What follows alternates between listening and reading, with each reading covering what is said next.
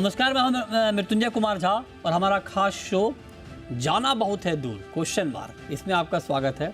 और ये जाना बहुत है दूर हम गोल्ड के लिए बोल रहे हैं। गोल्ड के लिए कह रहे हैं क्योंकि गोल्ड ने इस हफ्ते कमाल किया है और ऑल टाइम हाई पर गोल्ड का प्राइस पहुंचा है। 62,600 की रिकॉर्ड ऊंचाई को गोल्ड ने वायदा बाजार में क्रॉस किया है।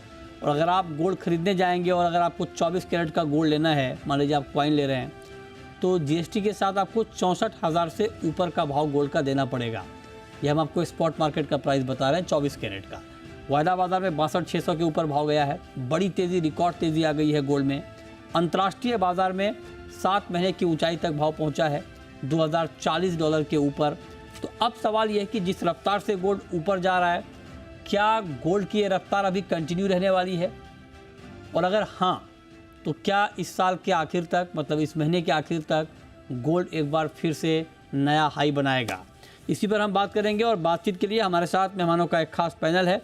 हमारे साथ हैं सुरेंद्र मेहता, सेक्रेटरी हैं इब्जा के, India Boolean and jewellers association के। हमारे साथ योगेश सिंघल हैं, प्रेसिडेंट हैं बुलियन एंड ज्वेलर्स एसोसिएशन के। चेतन मेहता साहब हैं हमारे साथ जुड़ रहे हैं, ज्वेलर हैं। और साथ ही रेनिशा चेनानी होंगी ऑगमाउंट गोल्ड की। आप सभी का बहुत बहुत स्वागत है। और चर्चा की शुरुआत सुरेंद्र मेहता जी आपके साथ, चूँकि ऑल टाइम हाई गोल्ड ने टच किया है, ज़बरदस्त तेज़ी आई है। अब आप जरा बताइए कि जिन वजहों से गोल्ड ऊपर गया है, जिसमें डॉलर का वीकनेस है, बॉन्ड यील्ड का घटना है, मार्केट में ये उम्मीद होना कि फेड अब दरें बढ़ाएगा नहीं, अब तो ये बात होने लगी कि दरें घट सकती हैं मार्च अप्रैल में। तो क्या इन वजहों के दम पर जो तेज़ी आई है, क्या अब ये तेज़ी पूरी हो गई है या जो रीजन है उसका इम्पैक्ट अभी मार्केट पर और दिखना बाकी है?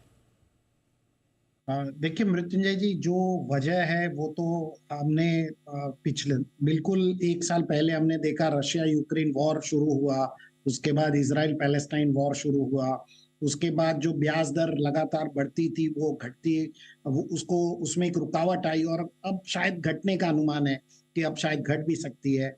फिर डी डॉलराइजेशन हुआ, बहुत सारे देशों ने कहा कि हम डॉलर के अंदर अब ट्रेड नहीं करेंगे या कम करेंगे। उसके साथ साथ ही हमने ये भी देखा कि डॉलर इंडेक्स में गिरावट आई और यूएस बॉन्ड यील्ड जो 5 के ऊपर चला गया था, वो घटता हुआ अभी 4.25 से 28 के आसपास है। तो ये जो तमाम कारण है, ये गोल्ड के प्राइसेस को एक सेफ हेवन एसेट के रूप में गोल्ड के प्राइसेस को आगे लेकर गए।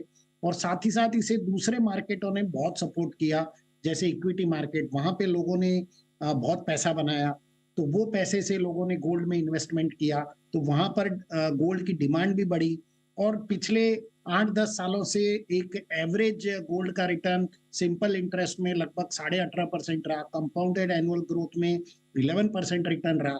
तो इस तमाम फैक्टर्स लोगों को गोल्ड की तरफ आकर्षित किया और इसी वजह से गोल्ड के दाम लगातार बढ़ते बढ़ते चले गए।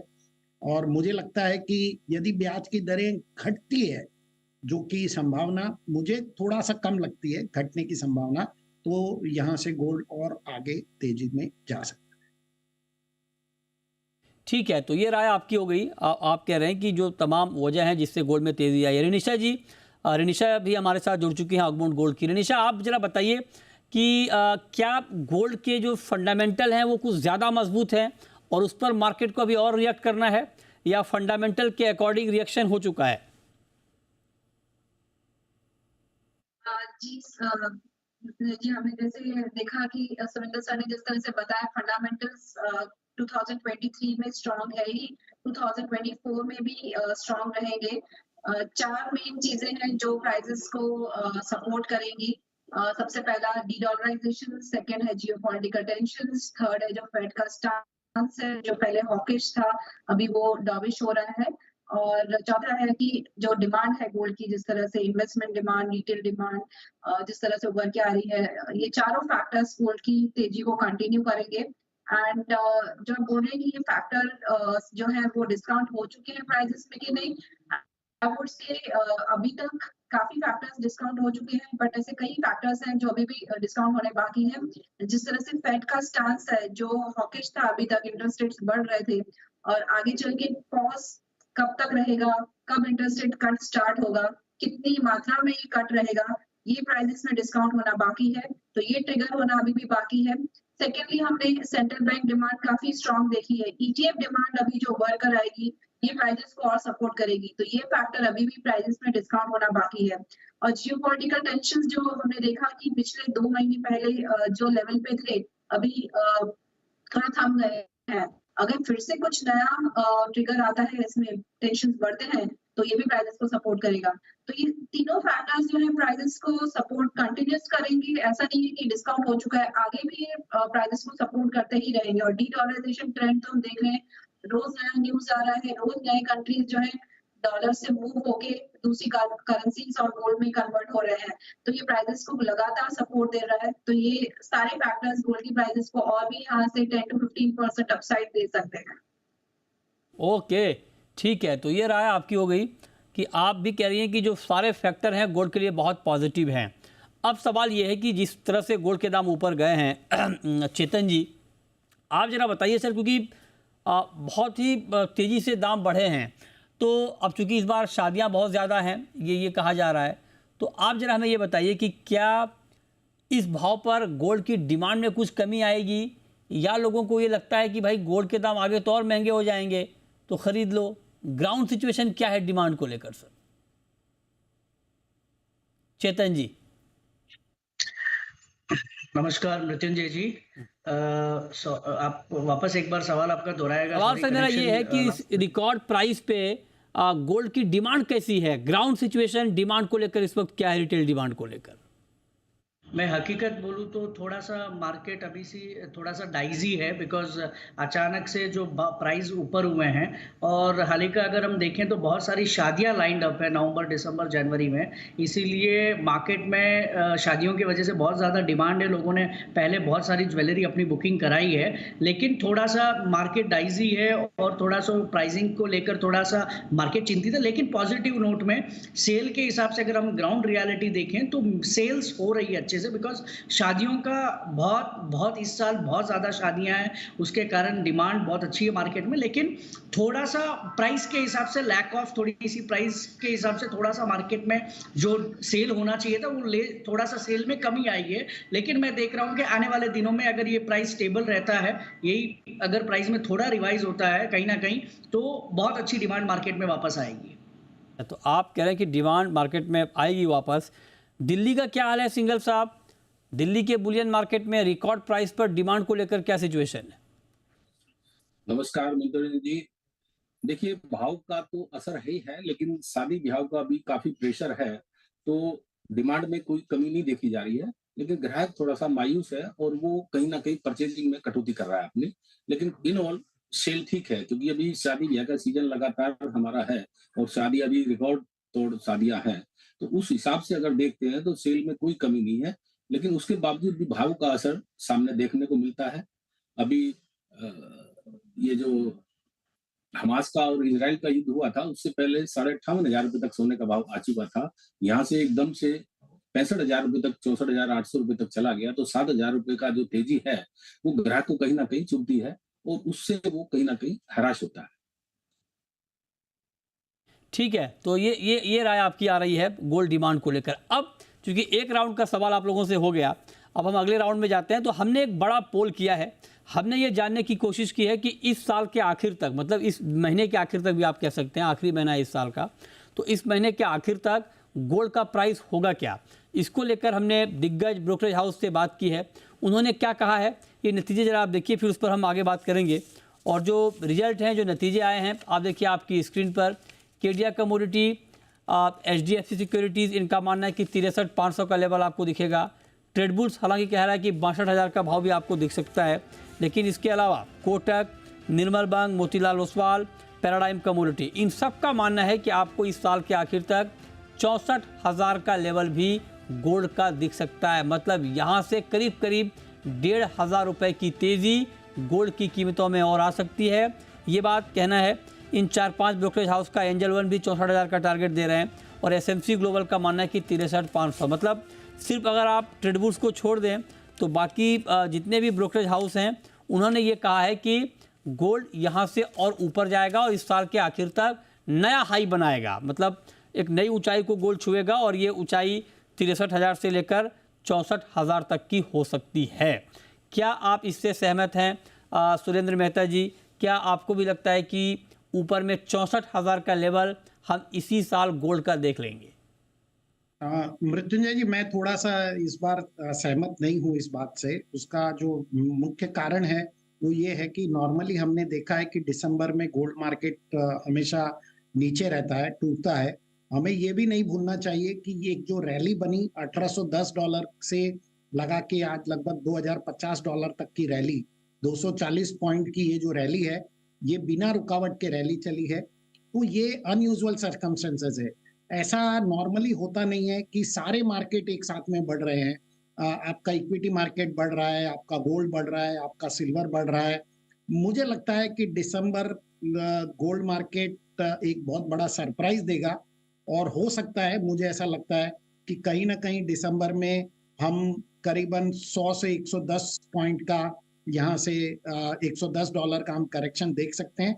मैं दिसंबर महीने के लिए नीचे का लेवल $1930 का रखता हूं और ऊपर के लेवल में 2080 के ऊपर मुझे कोई भी गोल्ड जाने की संभावना नहीं लगती। तो मतलब आप कह रहे हैं कि $100 तक का करेक्शन भी गोल्ड में आ सकता है, राइट सर? बिल्कुल बिल्कुल। इंडियन मार्केट में भारतीय बाजारों में लगभग 3,000 रुपए का करेक्शन आ सकता है और ऊपर की तरफ यदि देखें तो यहाँ से लगभग 400-500 रुपए से ज्यादा मुझे तेजी नजर नहीं आती। अच्छा, तो आप कह रहे हैं कि ऊपर में मैक्सिमम 63,000 और नीचे में आप कह रहे हैं कि 3,000 रुपये तक करेक्शन की गुंजाइश है। रेनिशा जी, आपको भी लगता है कि इस बड़ी रैली के बाद एक डीप करेक्शन आ सकता है? आप एग्री करती हैं मेहता जी से? जी, मुझे लगता है कि यस, रिट्रेसमेंट आ सकता है प्राइसेस में। जिस तरह से वन वे रन अप चला है, तो प्राइसेस को अगर ये बुल रन कंटिन्यू करना है तो सस्टेन रहना पड़ेगा ये हाई लेवल्स पर। बट उसके पहले अगर एक अच्छा करेक्शन आता है, रिट्रेसमेंट होता है, तो it would be a good for a new bull run in 2024। और जैसे ईयर एंडिंग होता है तो ये सीजनली दिसंबर जो देखा जाए एक नेगेटिव मंथ रहता है जनरली गोल्ड की प्राइसेस के लिए, क्योंकि न्यू अलोकेशंस जो है गोल्ड मार्केट में वो जनवरी में स्टार्ट होंगे, फर्स्ट वीक ऑफ जैन में। तो न्यू बाइंग जो आएगी तब होगी और अभी काफी फंड हाउसेस हैं जो शायद अपना प्रॉफिट बुक करना चाहेंगे बाय दिस ईयर एंड। काफी अच्छे उनको गेन्स भी मिले हैं, तो हम प्रॉफिट बुकिंग देख सकते हैं। एंड जो $2,080 का इंपॉर्टेंट रेजिस्टेंस लेवल है, जो 3 बार गोल्ड वहां से घुमा है, तो टेक्निकली ट्रिपल टॉप फॉर्मेशन है, उसे क्लियर करना काफी डिफिकल्ट रहेगा और उसके लिए बहुत बड़ा ट्रिगर चाहिए प्राइसेस को, कुछ न्यूज चाहिए तो ही प्राइसेस क्रॉस कर पाएंगे, जो मुझे लग रहा है दिसंबर में फिलहाल ऐसा कुछ है नहीं। वो नेक्स्ट ईयर जरूर होगा, बट अभी भी मुझे लग रहा है यस, हम वही कंसोलिडेशन रेंज देंगे। मुझे $100 फिलहाल नहीं लग रहा, at least looking at now, at least यहाँ से $50 तक का करेक्शन लग रहा है कि इस महीने की जो रेंज रहेगी मुझे लगता है $2,000 से $2,080 तक रहेगी। तो मतलब आप कह रही हैं कि करेक्शन आएगा लेकिन इतना बड़ा नहीं आएगा, लेकिन ओवरऑल आप कह रही हैं कि फंडामेंटली मार्केट मजबूत तो है। लेकिन चेतन मेहता जी, एक बात मैं आपसे ये पूछना चाह रहा हूँ सर, गोल्ड डिमांड की बात हम कर रहे हैं क्योंकि हमने देखा था कि धनतेरस पे भी इस बार डिमांड बढ़ी जबकि प्राइस ऊपर ही थे। मतलब अभी मार्केट का सेंटीमेंट क्या है? क्या दाम बढ़ने की वजह से लोगों का रुझान थोड़ा लाइट वेट ज्वेलरी की तरफ गया है? मतलब बाइंग सेंटीमेंट में आपसे समझना चाहता हूँ कि क्या है कंज्यूमर का। जितेंद्र जी, अगर हम सेंटिमेंट की बात करें तो जब प्राइसेस बहुत ज़्यादा हाई होते हैं तो फैक्ट सी बात है कि सेंटिमेंट थोड़ा सा बैड रहता है और मार्केट में हेवी वेट ज्वेलरी का थोड़ा सा सेल कम होता है। लेकिन इस बार जो जिस तरीके से हमारे इंडिया में वेडिंग्स है इस 4 महीनों में, मैं देख रहा हूँ कि ज़्यादातर हाई वेट ज्वेलरी की डिमांड बहुत ज़्यादा है। लेकिन जो 100, 150, 200, 250 ग्राम के जो सेट्स हैं उस सेल में थोड़ी सी कमी आएगी, उसमें कोई दो राय नहीं है। लेकिन मैं ये मानता हूँ कि ये टेम्पररी फेस है, कुछ दिनों के लिए लोग होल्ड करके रखें कि किसी के पास अगर 1-1.5 महीना शादी का बचा है या 2 महीना बचा है तो सब वेट एंड वॉच कर रहे हैं कि थोड़ा सा जैसे ही प्राइस में करेक्शन आएगा लोग बड़े सेट्स जो है हैवी वेट ज्वेलरी लेना पसंद करेंगे। और लाइट वेट ज्वेलरी का डिमांड तो मैं आपको बोल सकता हूँ 365 दिन ही चाहे प्राइसेस कोई भी रहने दो, लोग उसमें बहुत ज़्यादा इंटरेस्टेड रहते हैं। और अभी भी मैं देख रहा हूँ कि लाइट वेट ज्वेलरी की बहुत अच्छी डिमांड है। हैवी वेट के लिए भी जो शादियों जो टेम्परेरी अभी जो शादियाँ फिक्स हो गई है उनके लिए लोगों ने लेना चालू कर दिया, लेकिन कुछ लोग कुछ वेट कर रहे हैं कि थोड़ा करेक्शन आ जाए, और हाल ही का एक करेक्शन आएगा, क्योंकि जिस तरीके से जो प्राइस बढ़ा है उसमें थोड़ा करेक्शन आएगा। जैसे ही करेक्शन होगा डिमांड वापस बड़े रूप से पिकअप होगी मृत्युंजय जी। ओके, तो आप कह रहे हैं कि डिमांड यहाँ पर बढ़ेगी और आगे आने वाले वक्त में। लेकिन आप जरा हमें ये बताएं योगेश जी कि जो बात अभी चेतन जी कह रहे हैं कि हैवी वेट ज्वेलरी की डिमांड भी आगे बढ़ेगी, क्या नॉर्थ में भी यही सेंटीमेंट है, यही ट्रेंड है, या यहाँ कुछ अलग है? देखिए, शादी ब्याह की जो ज्वेलरी जो खरीदता है, जिसको जो सेट देने हैं, थोड़ा बहुत तो भाव के कारण से थोड़ा हल्का वेट कर लेता है, लेकिन उसको जो ज्वेलरी लेनी है उसको वही लेनी है, क्योंकि ब्राइडल सेट है, शादी ब्याह में दुल्हन के लिए होते हैं, तो वो खरीदते हैं। लेकिन जो एक्स्ट्रा में है, जो इन्वेस्टमेंट के पर्पज से या गृहणियां कुछ रुक के या भाव कम होता है जब खरीदती है, उस पर थोड़ा सा इफेक्ट आएगा। मैं समझता हूँ कि सोने का भाव 62 और 66,000 रुपए की रेंज में रहेगा। अभी ये 2,000 कम या 2,000 ज्यादा यहाँ से हो सकता है, लेकिन 66,000 रुपए हाई और लो में 62,000 रुपए, 4,000 रुपए की रेंज में ये भाव घूमना चाहिए।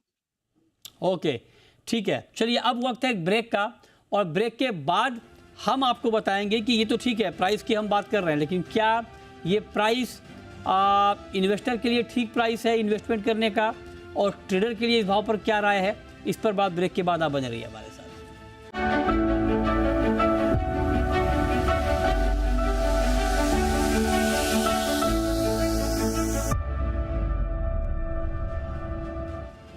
ब्रेक के बाद भी हमारी खास चर्चा जारी है। अब जरा आप बताइए मेहता जी, सुरेंद्र मेहता जी, कि इन्वेस्टर को क्या इस भाव में अभी एंट्री लेनी चाहिए, या फिर जो बात आप कह रहे हैं कि करेक्शन आएगा एक, तो आपके करेक्शन का वेट किया जाए? नहीं, मुझे नहीं लगता है कि इन्वेस्टर को इस प्राइस पे एंट्री करनी चाहिए, और जो वाइज इन्वेस्टर होगा वो शायद इस प्राइस पे एंट्री करेगा भी नहीं, क्योंकि जब आप $250 की रैली देख चुके हो ऑलरेडी, और नॉन स्टॉप रैली, तो ऐसा हिस्टोरिकली इस प्रकार की जो स्थिति है वो सिर्फ कोविड के समय बनी थी, जब एक साथ में $600 की रैली आई थी। अन्यथा इस प्रकार की रैली बनती नहीं है। मार्केट यदि डब्ल्यू शेप के अंदर ही बिहेव करता है तो वो सही मार्केट होता है। यदि मार्केट वन साइडेड बिहेव करता है तो वो मार्केट बिल्कुल सही नहीं होता है। और यदि हम हिस्टोरिकली देखें तो जितने रिटर्न गोल्ड ने दिए हैं, यदि कोई सोचता है कि मुझे 11% कंपाउंडेड एनुअल ग्रोथ रिटर्न मिलेगा, तो वो मुझे नहीं लगता भविष्य में मिलने वाला है। आपको गोल्ड से भविष्य में अभी अगले कुछ सालों में 4% के ऊपर का ग्रोथ नहीं देखना चाहिए, और मुझे तो 4% भी भाव यहाँ से बढ़ते हुए नजर नहीं आते। तो मेरी राय यही होगी कि इन्वेस्टर को शायद अपने फाइनेंशियल एडवाइजर की राय लेनी चाहिए, और यदि वो ना इन्वेस्ट करे तो ज्यादा बेटर है, करेक्शन का वेट करना चाहिए, क्योंकि मार्केट कोई आज का आज ही बंद होने वाला या खत्म होने वाला नहीं है। गोल्ड हमें ध्यान रखना चाहिए कि पहले भी गोल्ड $1,911 से $1,032 आया था। पहले भी गोल्ड $2,080 से $1,610 आया था। तो शायद एक अच्छे खासे करेक्शन का हमें वेट करना चाहिए। यही मेरी राय। अच्छा, तो आप कह रहे हैं कि इस भाव पर निवेश से बचें, एक अच्छे खासे करेक्शन का वेट करें।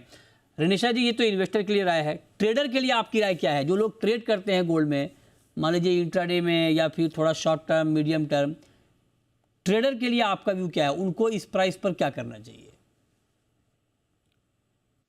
सी ट्रेडर्स के लिए आई वुड से दिसंबर एक काफी डाइसी एंड वॉलेटाइल मंथ रहेगा, क्योंकि प्राइसेस काफी रन अप दिखा चुकी है, एंड $2,008 जैसे मैंने बताया उसे क्रॉस करना मुश्किल है। नीचे में $2,000 पे हम देख रहे हैं काफी स्ट्रॉन्ग बाइंग आ जा रही है।